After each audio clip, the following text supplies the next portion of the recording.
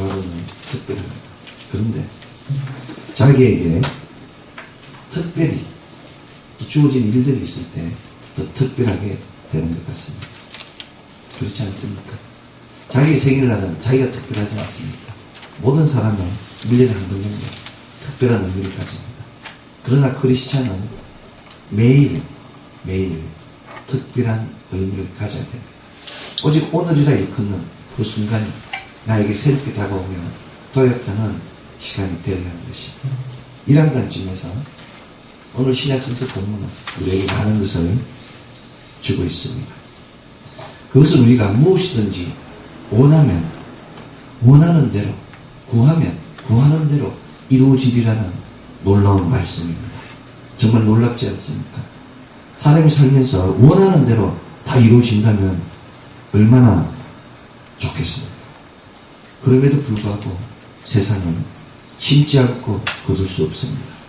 심지 않고 거둘 수 있는 것이 어디 있겠습니까? 하늘 위에도 없고 땅 위에도 없습니다. 하다못해 입이라도 움직여야 합니다. 그래서 어둠의 세력들도 노는 입에 연구를 한다고 하지 않습니까? 그들은 부귀영화를 위하여 자신의 신을 부릅니다. 나무 목상을 앞에 놓고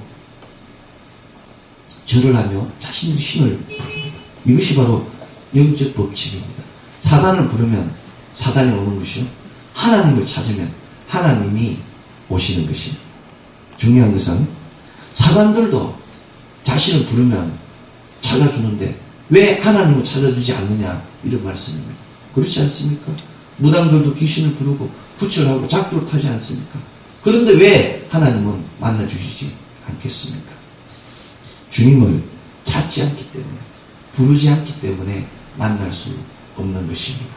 시편 34편 10절은 젊은 사자는 궁핍하여 줄일지라도 여호와를 찾는 자는 모든 것에 부족함이 없으리라고 증가하고 있습니다. 젊은 사자가 어떻게 힘이 있는데 굶주릴 수 있습니까?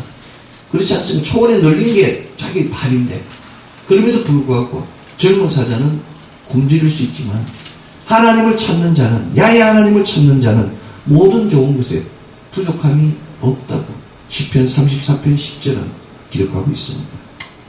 잠언 8장 17절 역시 나를 사랑하는 자들이 나의 사랑을 입으며 나를 간절히 찾는 자가 나를 만날 것이다 라고 기록하고 있어요. 주님을 간절히 원할 때 주님 만날 수 있는 것이에요.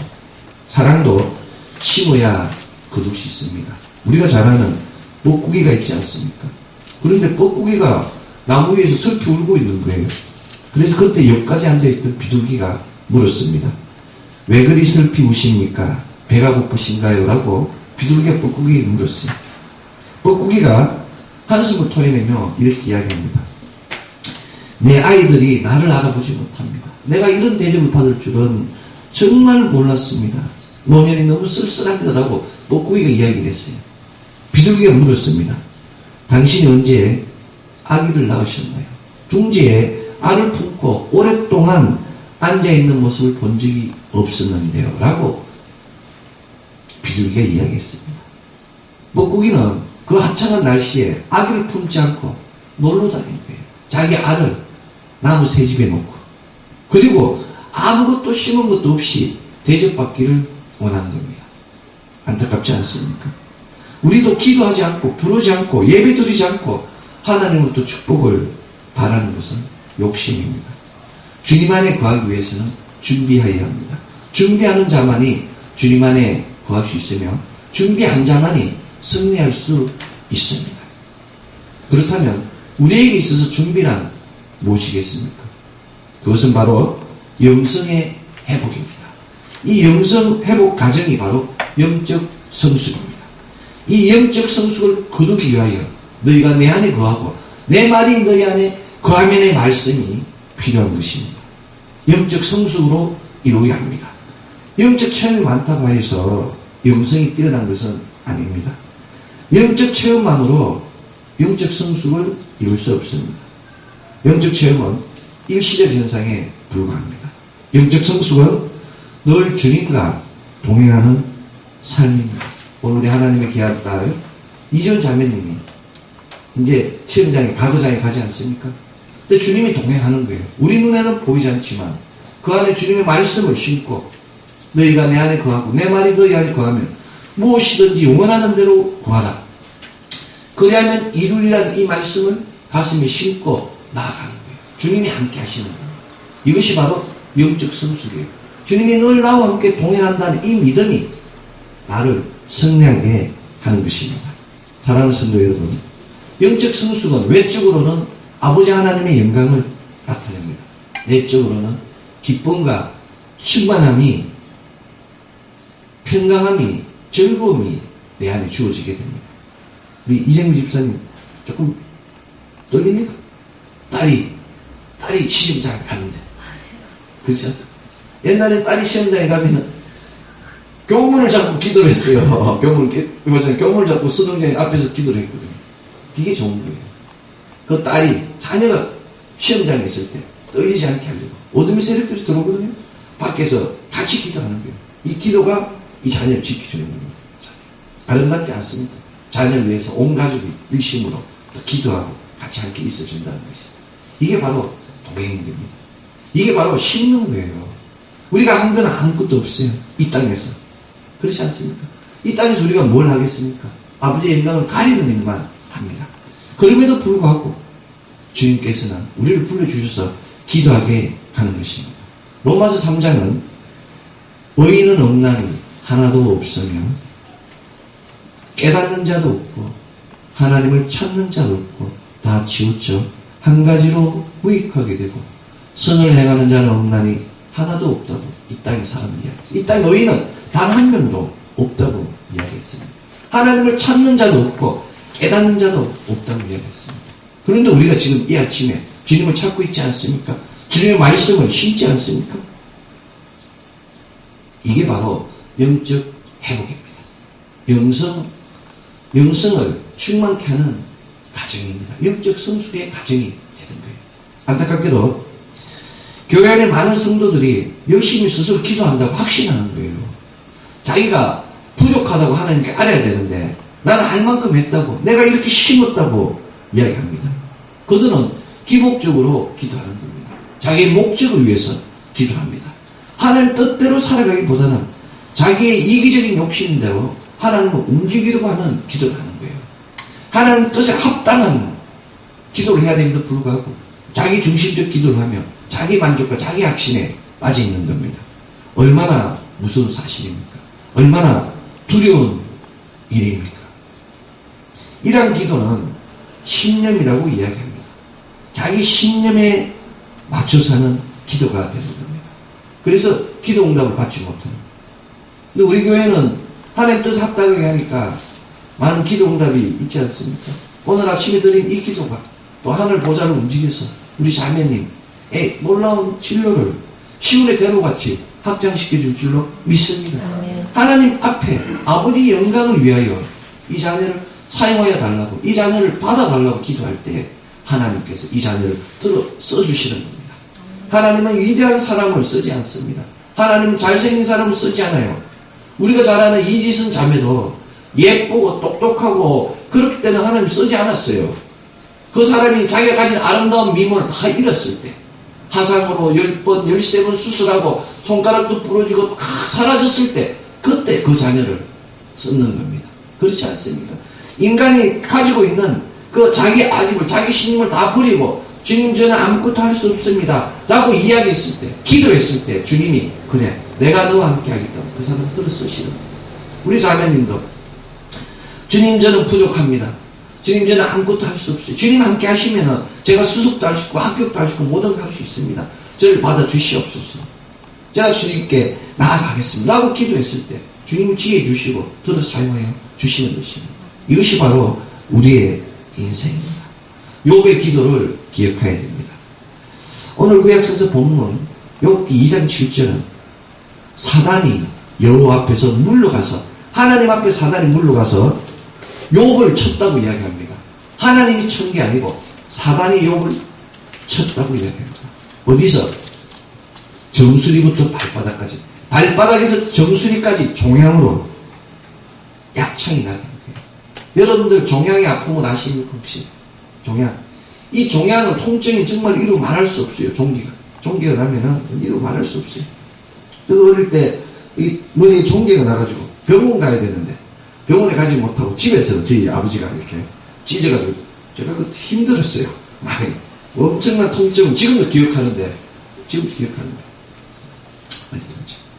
요건 얼마나 그렇게 온몸에 이 정수리부터 발바닥에서 정수리까지 종양이 온몸에 엄습한 거예요. 욥이 기아짝으로 그렇지 않았어요. 욥은 하나님께 그래도 입술로 범죄하지 않았습니다. 우리가 하나님께 복을 받았은즉 재앙도 받지 않겠느냐 하며 욥이 입술로 범죄치 아니하였다고 이야기합니다. 입이 중요합니다. 입으로 기도하고 입으로 찬양하고 입으로 말씀을 선포합니다. 한 입으로 찬송을 저주가 나온다고 하지 않습니까? 이 입으로 욥은 결코 하나님을 원망하지 않는 거예요. 우리가 때로는 어떤 사람은 자기 입으로 자기 운명을 이지르지게 하는 사람이 있습니다. 자기 입으로 자기 운명을 선포하는 거예요. 내가 부족하더라도 하나님 함께 하시면 된다는 이 믿음이, 하나님 함께 하시 나는 성공한다, 나는 하나님 함께 하시 선례한다, 이 고백이 나를 하나님께 나아가게 하는 거예요. 그런데 우리는 나는 안 돼. 될까? 이런 믿음을 가지고 있기 때문에 물에 빠지게 되고 넘어지게 되는 겁니다. 욥은 순전하고 정직하며 하나님을 경외하며 악에서 떠난 자라고 욥기 1장 1절은 그렇게 선포하는 거예요. 욥기의 시작은 이 사람이 순전하고 이 사람이 정직하고 악에서 떠나는 자라고 하나님을 경외하는 자라고 나와 있습니다. 그런데 이 사람이 악에서 떠난 단 하나의 죄도 짓지 않은 이 사람이 어느 날 갑자기 서바 사람이 와서 자기의 소를 약탈해서 가고 갈대아 사람 셋대고 와서 자기의 재산을 다 약탈하고 하늘에서 불이 내리는 거예요. 하늘에서 불이 내려가지고 자기의 모든 걸 다 태우는 거예요. 이런 일이 일어날 수 있습니까? 요즘 말로 말하면 벼락 맞는 거예요. 하늘에서 불이 내려와서 이 여인의 집에. 그리고 갑자기 들에서 태풍이 오는 거예요. 대풍이 불어서 그 아들 7과 딸 3이 갑자기 아침에 포도주를 먹다 그냥 다 죽고. 욥의 슬픔이 얼마나 극다겠습니까? 여러분들 성북동에 가보세요. 평창동에 가보세요. 집이 얼마나 좋은지. 거기 그 정원에서 잔디를 깔고 농구 골대를 팍 세워놓고 50명 70명이 가든 파티를 할 수 있는 그런 집에서 살다가 갑자기 그 집이 무너지고 그 집을 쫓겨나서 그렇지 않습니까? 그 평창동 그 복개천 그 또랑 옆에서 기아장으로 자기 몸을 끌어내 고통 가운데 있다고 생각해 보세요. 사랑하는 자녀도 죽고 동방에서 가장 큰 재산도 다 약탈당하고 친구들은 와서 자기를 비웃고 자기 부인도 자기를 저주하고 떠나는 그 욥의 심정은 어떻겠습니까? 그래도 욥은 하나님을 원망하지 않았습니다. 대신에 누구를 원망했습니까? 자신을 원망했습니다. 욥은 욥기 3장 1절은 욥이 입을 열어 자기의 생일을 저주합니다. 자기 생일을 저주했어요. 왜 태어났네요? 욥기 3장 11절 역시 어찌하여 내가 태에서 죽어 나오지 아니하였던가? 어찌하여 내 어미가 나올 때 내가 숨지지 아니하였던가라고 욥이 자기 자신에 대해서 비하하는 거예요. 욥이 지금 무너지고 있습니다. 고통 가운데 무너지고 있는 거예요. 그 상처 가운데 무너지고 있는 겁니다. 이것이 바로 우리의 인생입니다. 좋을 때는 다 좋지만 나쁜 일이 생각하면 나쁜 일이 생겨요. 그럼 원망합니다. 미워합니다. 누구 탓으로 돌리지 않습니까? 세상에 나올 때 인간은 정말 무력합니다. 적신으로 와서 적신으로 가지 않습니까? 그런데 단지 빈손으로 왔다 빈손으로 가는 우리의 삶인데도 불구하고 문제가 생기면 다시 출발하면 됨에도 불구하고 우리는 원망하고 자기의 목숨을 내려놓는 거예요. 삶에서 오는 고난을 피하려고 하면 여우를 피하려다 호랑이를 만나게 됩니다. 우리가 죽든지 살든지 그 안에서 최선을 이루는 것이 우리의 지혜이자 원인입니다. 우리 자매님이 시험장에 가서 죽든지 살든지 최선을 다해야 되는 거예요. 시간이 남는 것이 아니고 시간을 채워서 자기의 열과 성을 다하고 어금니를 깍물고 푸는 거예요. 정신 집중력이 오래 가지 않습니다. 사람은 15분에서 20분이에요. 가지 않습니다. 이 정신 집중력이 오래 가는 사람이 고수인 정신 집중력을 오래 지킬 수 있는 사람이 고수인 고수. 그래서 시험장에서 정신을 집중해서 먼저 전체적인 계략을 그리고 그 다음에 하나씩 골조를 세우고 살을 붙여가는 거예요. 그리고 불필요한 것을 제거하는 거예요. 그렇지 않습니까? 사람들은 너무 많은 것을 적으려고 하는 거예요. 논술.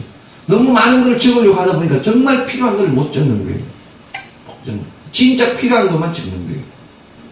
농축된 힘이 필요합니다. 그렇지 않습니까? 많은 말을 하지 않더라도 힘 있는 메시지가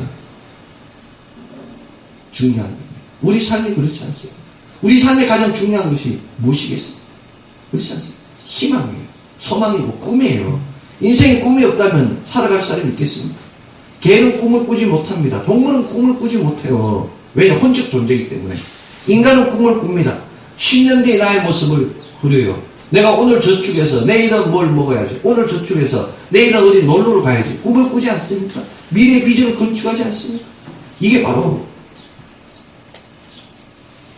하나님이 주신 은사예요. 은사. 욥은 무덤을 찾아 얻으면 힘이 기뻐하고 즐거워하느니라고. 죽으면 무덤 속에 들어가면 다 끝난다고 생각합니다. 그래서 많은 사람이 자살하지 않습니다. 얼마 전에 국민 가수 김장훈 이분이 트위터를 통해서 자살 예고했어요. 죽고 싶다. 사람으로 보는 상처 때문에. 그렇지 않습니까? 만약 이 사람이 자살한다면 이 사람을 따라 죽어갈 사람이 얼마나 있습니까? 블루 썬데이라는 노래가 있습니다. 이 우울한 일요일이라는 블루 썬데이라는 이 노래를 듣고 일요일날 죽어가는 사람이 몇 만인 거예요. 지금도 그 노래를 듣고 죽어가는 거예요. 근데 그 노래를 누가 만들었겠습니까? 사단이 만드는 거예요. 사단이. 그렇지 않습니까? 인간이 이 정도로 감성이 예민해요. 슬픈 노래를 들으면 슬프게 되는 거예요. 가수가 슬픈 노래를 부르면 어떻게 됩니까? 불운하게 된다고 하지 않습니까? 즐거운 노래를 부르면 즐겁게 되는 거예요. 우리의 마음을 바꿔야 됩니다. 사람으로부터 위로를 받으면 쉽게 사라집니다. 하나님 주는 것은 사라지지 않아요. 여러분들 좋은 회사에서 만들면 오래가지 않습니까? 한국에서 만드는 현대차랑 독일에서 만드는 BMW랑 차이가 엔진 연한이 달라지지 않습니까? 오래 타잖아요. 한국 차는 조금 찌그러지잖아요. 금방 팔면 낡아지고. 하나님 만드는 건 영원한 거예요. 하나님을 뒤로를 구해야 됩니다. 인생은 때로는 다른 박질 하다 보면 넘어질 때도 있고 무너질 때도 있는 거예요. 힘들 필요가 없어요. 우리가 잘 아는 조지 오웰의 1984년이라는 소설이 있습니다. 인류 멸망을 이야기한 이 1984년은 놀랍게도 핵폭탄 다 맞았어요. 앞으로 일어날 미래의 일을 맞췄는데 맞추지 못한 것은 3차 대전이에요. 인류의 멸망이에요. 이 사람에 의하면은 1984년 다 끝나야 되는데 안 끝난 게 지금 2012년 아닙니까? 그렇지 않습니까? 이 사람은 무신론자예요. 무신론자. 하나님은 못 믿는 거예요. 인간의 생각으로 이야기를 하는 겁니다. 그리고 부정적 사고를 가지고 있어요. 부정적. 비관론을 가지고 이야기했습니다. 결국 이 사람은 세상에 나오질 못해. 전쟁이 무서워가지고 섬에 숨어 사는 거예요. 자기가 써놓고 스코틀랜드의 그 작은 섬에서 숨어 살다가 결국 47세라는 나이로 폐결핵으로 숨을 거뒀습니다. 이처럼 사람의 생각이 육체를 지배하는 거예요. 부정적 사고의 종말은 우울증입니다. 고립입니다. 고독이에요. 죽음입니다. 그러나 긍정적 사고, 창조적 사고는 기쁨을 줍니다. 희망을 줍니다. 우리 생각 버려야 돼요. 오늘 가는 발걸음은 우리는 희망으로 나가는 겁니다. 그렇지 않습니까? 합격할 수도 있고 안 할 수도 있지만 우리는 합격한다는 마음으로 하나님께 모든 오래 드리는 거예요. 그러면 기쁘지 않습니까? 우리가 내일이 있기 때문에 오늘 살아가는 거 아닙니까? 모레가 있기 때문에 오늘 살아가는 거 아닙니까? 안 그러면 살아갈 사람이 없어요. 하루하루가 고통스러운데. 긍정적 사고와 창조적 사고를 가지고 나아가야 됩니다. 욥은 주신 자도 하나님이시오 취하신 자도 하나님이시니 오직 하나님의 이름을 찬송할지어다라고 이야기했습니다. 내가 가진 모든 것을 어둠의 세력들이 다 가져갈지라도 우리는 원망하지 말고 하나님께 다시 구하면 하나님께서 다시 주시는 것입니다. 너희가 내 안에 구하면 가시를 많이 맺으리라 이야기합니다. 요한복음 10장 8절은 너희가 가시를 많이 맺으면 너희가 내 제자가 되리라 라고 이야기합니다. 사랑하는 성도 여러분, 가시를 맺는 것은 뭡니까? 감사히 가시래요. 감사. 내가 고난이 와도 감사하는 거예요. 원망하지 않고. 아무리 한난이 와도 감사하는 거예요. 이 감사의 열매가 많을 때 비로소 예수의 참된 제자가 되는 것이며, 예수의 제자가 될 때 비로소 예수님과 동행할 수 있으며, 예수님과 동행할 때 비로소 예수님의 친구가 될 수 있는 것입니다. 요한복음 15장 14절은 너희가 나의 명하는 대로 행하면 곧 나의 친구라. 예수님 뭐라고 명했습니까?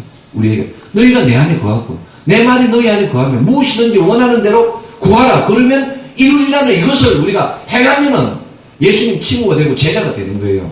믿습니까? 아멘. 이 믿음이 있어야 됩니다. 이 믿음이 없으면 우리는 하나님을 만날 수 없어요. 시험에 빠지게 됩니다. 시험에 들지 않게 깨어 기도하라. 마음에는 온유로되 육신이 약하도다. 그렇지 않습니까? 우리가 마음을 먹는데 오래 가지 못해요. 3일 갑니다. 5일 가는 거예요. 하나님의 사람은 점점 좋아져요. 하나님의 사람은 만날 때마다 달라지거든요.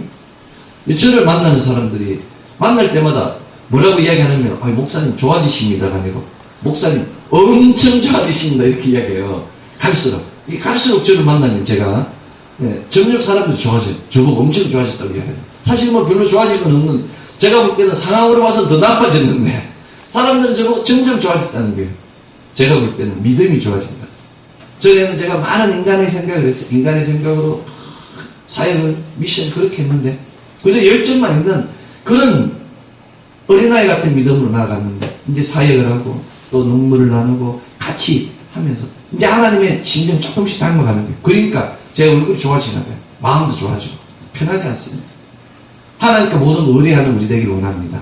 내가 하는 것이 아니라 하나님께서 일을 하신다고 믿는 우리 되기를 원합니다. 기도하겠습니다. 사랑하는 하나님 감사합니다. 이 시간 발바닥에서 정수리까지 악창이 나게 한 사단의 그 고난과 환난 가운데서도 주님을 찬양하고 주님께 의뢰한 욥의 기도를 우리에게 심어 주시옵소서. 욥과 같이 하나님 아버지를 원망하지 않고 하나님께 감사하고 찬양하는 우리 되게 하여 주시옵소서. 환난과 고난이 왔을 때 주님께 구하면 주님께서 지혜와 청명과 모락으로 우리를 채워주시고 인도해 주심을 믿습니다. 너희가 내 안에 거하고 내 말이 너희 안에 거하면 무엇이든지 원하는 대로 구하라. 그 다음에 이루리라는 그 말씀이 나를 주장하고 주님 만날 때까지 주님의 그 온전한 미션들을 행하는 우리 되게 하여 주시옵소서. 이제 아버지 하나님 가거장을 향하여 떠나는 우리 하나님 귀한 딸이 있사오니 기름쳐 주시고 보배로 충만케 하시고 하나님 아버지의 그 놀라운 지혜로 승리하게 하여 주시옵소서. 발걸음 지켜주시고 하나님 아버지 담대한 믿음으로 승리하게 하여 주시옵소서. 모든 걸 감사드리며 살아계신 나자렛 예수 그리스도 이름으로 기도드립니다. 아멘.